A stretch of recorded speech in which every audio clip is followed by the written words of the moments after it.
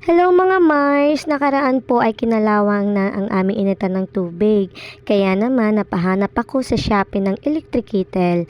Kaya ngayon ay dumating na ang aking in-order at bukod sa electric kettle nga ay napa-order na rin ako ng isang mini rice cooker dahil minsan nauubusan kami ng gasol at dahil wala kaming lalaki dito sa bahay ay matyaga akong nag-aantay sa kung kailan i-deliver ng boy. Alam nga namang ako, 'di ba? Magwala-wala ako, hindi hindi 'yun i-deliver ng boy sa akin. Kasi alam ko naman na hindi lang naman talaga ako ang customer nila. Kaya hindi naman natin sila pwedeng madalain. So ayan nga mga Mars, white po ang aking napili dahil parang na-amaze ako sa pagka-white niya. Ayan, ay, inisa-isa ko na rin yan silang i-check kung may mga damage o may mga kulang para pwede natin ito i-refund. At free naman po yan, sabi ng seller natin.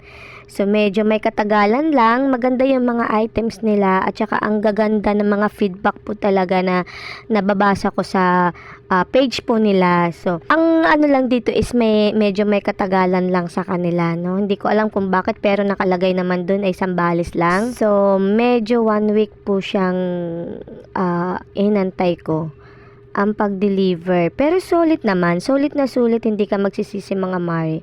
Di ka magsisisi. Talaga naman. So, ayan lang mga Mare. Thank you for watching. At kung nakaabot kayo dito sa last, please follow and comment kung taga saan po kayo. Bye-bye. Thank you for watching and support mga Mare. Kita-kits ulit sa next video. Thank you so much for watching.